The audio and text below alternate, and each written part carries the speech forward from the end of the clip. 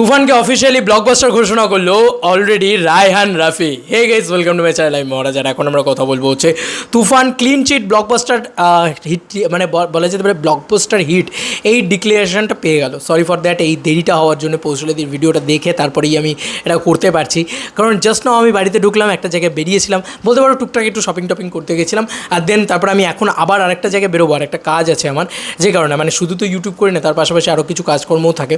তো সেই কাজকর্মগুলো, বাড়ির কিছু কাজ থাকে, সব কিছু মিলিয়ে আজকে একটু বলতে পারো একটু ঘেঁটে রয়েছে। আর আমাদের যেহেতু শিফটিং চলছে, তাই সব কিছু কাজ মাথায় নিয়ে বেরিয়েছি আর কি। সকালবেলাও বেরিয়েছিলাম, দেন এখন আবার বেরোবো, হাত জোর করে ক্ষমা চাইছি। তবে এইটুকু বলতে পারি যে তুফানের জন্য প্রাউড ফিল করছি। বাংলাদেশের এই তুফান অলরেডি ইন্ডিয়া থেকে আমি বসে প্রাউড ফিল করছি। বন্ধুরা, আমরা ফেসবুকে দেখব যে রায়হান রাফি কী লিখেছেন। রায়হান রাফি কিছুক্ষণ আগে, 1 ঘন্টা আগে এই কথাটা পোস্ট করেন। 1 ঘন্টা আগে এই জিনিসটা, ছবিটা লাগিয়ে তিনি এটাই পোস্ট করেন। তিনি বলেন যে Toofan blockbuster hit in Bangladesh. বাংলাদেশের ভিতরে কিন্তু তুফান ব্লকবাস্টার হয়ে গেল। বন্ধুরা, বাকি দেশগুলোতে তো 28 তারিখে রিলিজ করবে বা ইত্যাদি ইত্যাদি। আমি এখনও জানি না যে তারা কী করতে চাইছে ইন্ডিয়াকে নিয়ে। আদৌ কি তারা ইন্ডিয়াতে রিলিজ করবে 28 তারিখ, তাও জানি না। কেন তারা পার্শ্ববর্তী দেশকেই কেন পরে বেছে নেয়, আমি এটাও বুঝতে পারি না। যাই হোক, বাকি দেশগুলোতে তো রিলিজ হচ্ছে, লাইক কানাডা বা আরও বিভিন্ন সমস্ত দেশ, সেখানে আমি দেখছিলাম বিভিন্ন পোস্টার বেরিয়েছে। তবে এটা কিন্তু অফিসিয়ালি রায়হান রাফি পোস্ট করে দিল যে Toofan blockbuster hit in Bangladesh. Blockbuster hit in Bangladesh. তো একটা সিনেমাকে ব্লকবাস্টার হওয়া হাত থেকে আটকাতে পারবে না। এটা আমি আগেই তোমাদেরকে বলেছিলাম যে এই সিনেমা ব্লকবাস্টার হওয়ার হাত থেকে অসম্ভব কেউ আটকানো। কেন বলেছিলাম? কারণ এই ছবির ডিরেক্টরের নাম রায়হান রাফি। এই ছবিতে রয়েছেন মেগাস্টার শাকিব খান। এই ছবিটা প্রথম দিন থেকেই চূড়ান্ত হাইপে ছিল।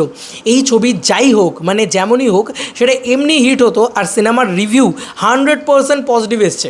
প্রত্যেকটা জায়গা থেকে সিনেমাটা প্রশংসা কুড়িয়েছে। ইভেন কি তুফানের গানগুলো পর্যন্ত মারাত্মক হিট হয়েছে।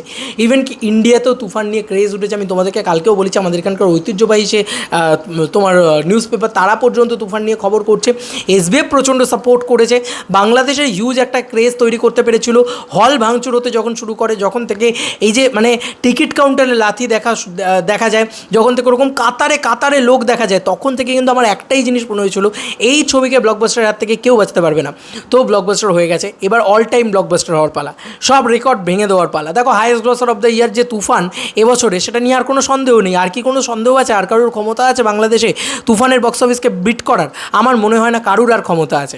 তাই এইটুকু ক্লিনভাবে বলা যেতে পারে, Toofan will be a biggest blast. Toofan সবথেকে বড় মানে ধামাকাটা দেখিয়েছে, সবথেকে বড় আগুনের গোলাটা দেখিয়েছে, বাংলাদেশের বাঘ জলওয়া দেখিয়েছে, থাবা বসিয়ে দিয়েছে বক্স অফিসে।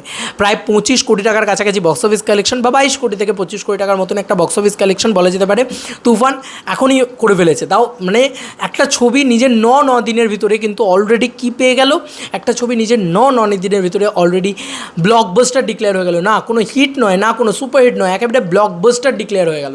এবং it is official by film director Raihan Rafi. Raihan Rafi নিজে এটা জানিয়েছেন। তো আমি শুধু রায়হান রাফির কাছে একটাই অনুরোধ রাখবো যে প্লিজ দাদা, আপনি জানাবেন যে এই ছবিটার কত বক্স অফিস কালেকশন হলো। অফিসিয়াল কালেকশনটা আপনার তরফ থেকে আমরা জানতে চাই। তোমাদের আর কি মতামত, এন্টায়ার ভিডিওটাকে নিয়ে জানিও কমেন্ট সেকশনে। চলো বন্ধুরা, নতুন কোনো ভিডিওতে দেখা হবে ভাই। আর সরি ভাই, আমি একটুখানি ভিডিও কম করছি হয়তো আজকের ডেটে, কারণ একটু বাইরের কাজকর্মগুলো মিটিয়ে নিয়ে আবার কাল থেকে ভিডিও করবো, বা আমি যবে বিজি থাকবো আমি তোমাদেরকে বলবো। কারণ এখন একটু চাপ চলবে, কারণ যতদিন না আমরা প্রপারলি শিফট করে যাচ্ছি ততদিন একটুখানি টালমাটাল চলবে আর কি। চলো বন্ধুরা, নতুন কোনো ভিডিওতে দেখা হবে ভাই।